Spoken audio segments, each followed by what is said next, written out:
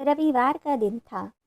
तड़के सवेरे मयंक और मोना दोनों साथ में चाय का कप हाथ में लिए बालकनी में खड़े होकर बारिश की बूंदों को निहार रहे थे। आज उनकी शादी की 24वीं सालगिरह थी। पता नहीं क्यों, लेकिन अब पहले की तरह एक दूसरे के साथ ज़्यादा समय नहीं बिताते थे और दोनों के बीच दूरियां भी बढ़ती जा रही थी। चाय पीते पीते आखिरकार मोना ने चुप्पी तोड़ी और बोली, मैं आपसे बहुत कुछ कहना चाहती हूँ, लेकिन अब हम दोनों के पास एक दूसरे के लिए वक्त ही नहीं है। लेकिन मैंने इस सिचुएशन से निपटने का एक उपाय निकाला है। अगर आप कहें तो बताऊं। मयंक ने सिर हिलाकर हामी भरी। मोना दौड़कर कमरे से 2 डायरी लेकर आई और बोली, मैं यह 2 डायरी लेकर आई हूँ, एक आपके लिए और एक मेरे लिए। आज के बाद हम दोनों को एक दूसरे से जो भी शिकायत होगी वह हम अपनी अपनी डायरी में लिख कर रखेंगे। 1 साल बाद जब हमारी 25वीं सालगिरह आएगी तब हम उसे खोल कर पढ़ेंगे। तब हमें एक दूसरे की उन सभी आदतों के बारे में पता चलेगा जो हमें पसंद नहीं है और हम उनमें बदलाव कर पाएंगे। मयंक को भी मोना का ये सुझाव पसंद आया और दोनों ने उसी दिन से डायरी में लिखना शुरू कर दिया। देखते ही देखते 1 वर्ष बीत गया और 25वीं सालगिरह का दिन भी आ गया। आज फिर दोनों पति पत्नी डाइनिंग टेबल पर बैठकर चाय पी रहे थे और पास में दोनों की अपनी अपनी डायरी रखी हुई थी जो उन्होंने एक दूसरे के साथ बदल दी। चाय खत्म करके पहले पति ने पत्नी की डायरी पढ़नी शुरू की। उस डायरी में काफ़ी सारी शिकायतें थी, जैसे कि आज कहीं बाहर घूमने के लिए ले जाने का वादा किया था, फिर भी नहीं लेकर गए। आज मेरे मायके वालों से अच्छे से बात नहीं की। कितने महीनों बाद आज मेरे लिए साड़ी तो लाए, लेकिन पुराने फैशन की।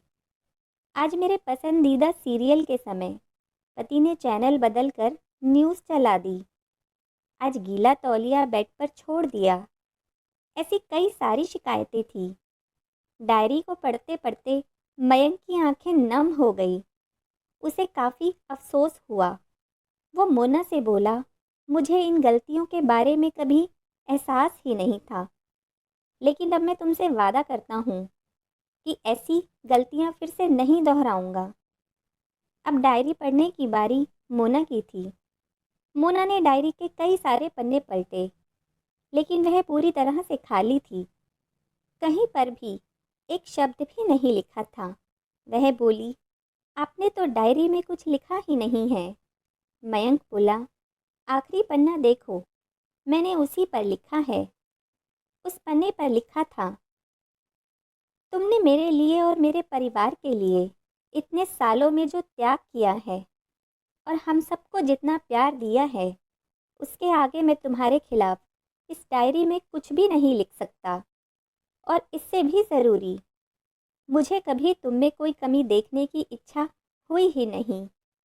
ऐसा नहीं है कि तुम में कोई कमी नहीं है, लेकिन तुम्हारे प्यार, समर्पण और त्याग के आगे तुम्हारी कोई भी कमी बहुत छोटी है।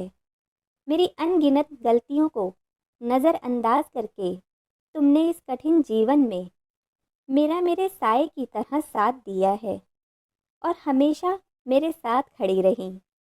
तुम ही बताओ, कोई भी अपने ही साए में दोष निकाले तो निकाले कैसे। यह सब पढ़कर मोना की आंखें नम हो गई। उसने मयंक के हाथ से अपनी शिकायतों की डायरी ले ली और उसे जला दिया। दोस्तों, पति पत्नी का रिश्ता एक दूसरे के विश्वास पर टिका होता है और उसी से वह मजबूत होता है। उम्र के एक दौर में दोनों पति पत्नी को एक बात अच्छे से समझ लेनी चाहिए कि एक दूसरे में गलतियां और कमियां निकालने के बजाय अगर यह याद रखा जाए कि उसके साथी ने उसके लिए कितना त्याग किया है, तो इससे उनका रिश्ता और भी ज़्यादा मजबूत होगा। आपको हमारी यह कहानी कैसी लगी? और आपके इस कहानी के बारे में क्या विचार है, हमें कमेंट करके ज़रूर बताएं। धन्यवाद।